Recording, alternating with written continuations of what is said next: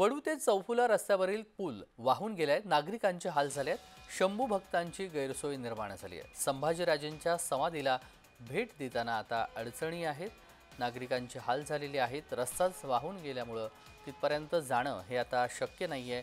त्यामुळे संभाजीराजेंच्या समाधीला भेट देताना आता तिथल्या पर्यटकांना आणि गावकऱ्यांना अडचणी निर्माण झालेल्या आहेत। नागरिकांसोबत शंभू भक्तांची देखील इथे जाण्यासाठी गैरसोय निर्माण झालेली आहे। रस्ताच वाहून गेल्यामुळे संभाजीराजेंच्या समाधीला भेट देताना अडचणी येऊ लागलेल्या आहेत। त्यामुळे प्रशासन याकडे कधी लक्ष देणार आणि इथल्या नागरिकांची सोय कधी करणार असा प्रश्न आता गावकऱ्यांनी उपस्थित केलेला आहे। शिरूरमध्ये रस्ता वाहून गेलाय। उत्तर पुणे जिल्ह्यामध्ये पावसाने अक्षरशः थैमान घातलेला आणि या पावसामुळे अनेक भागातील ओढे नाल्यांवरले पूर आलेला आणि पुरामध्ये खरं तर यातील पूल वाहून गेल्याची घटना घडलेली आहे। आता मी ज्या ठिकाणी उभा आहे आपण माझ्या पाठीमागे पाहू शकताय श्री क्षेत्र वडू ते चौफुला रस्त्यावरील हा असणारा पूल खरं तर या पावसानं वाहून गेलेला आणि या पावसाच्या पाण्यामुळे खरं तर अनेकांच्या शेतकऱ्यांच्या गोठ्यामध्ये असेल घरांमध्ये असेल या पाण्याचा प्रवाह या ठिकाणी घुसलेला आणि त्यामुळे शेतकऱ्यांचा अतोनात हाल झालेला आहे। त्याचप्रमाणे या रस्त्याने वाहतूक करणारे प्रवाशांनाही या ठिकाणी मोठ्या प्रमाणामध्ये हाल सहन करावे लागत आहे। इथले नागरिक संतप्त झाले। आपल्यासोबत काही नागरिक आहे।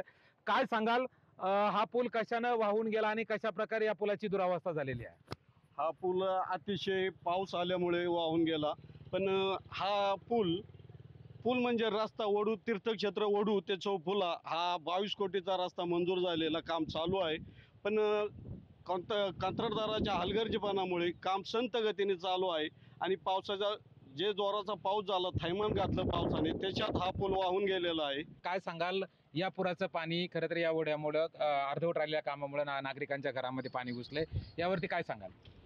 या कॉन्ट्रॅक्टदाराकडे अनेक महिने पाठपुरावा केल्यानंतर देखील त्याला जाग आली नाही। त्याला पुढील पावसाळ्याची जाणीव करून दिली असताना देखील त्याने या कामाकडे दुर्लक्ष केलं। खरं तर गेल्या अनेक दिवसापासून या ठिकाणी मोठ्या प्रमाणात कसरत करावी लागत आहे आणि याच कामासाठी खरं तर चाकण चौफुल्यावरती काही दिवसापूर्वी या ठिकाणी आंदोलन या वतीनं करण्यात आलं होतं। परंतु काम चालू करून देखील या ठिकाणी हे कामाला संत गती असल्यामुळे या रस्त्याची ही दुरावस्था झाल्याचं नागरिक तक्रार करत आहे। अमोल दरेकर, जय महाराष्ट्र, शिरूर, पुणे।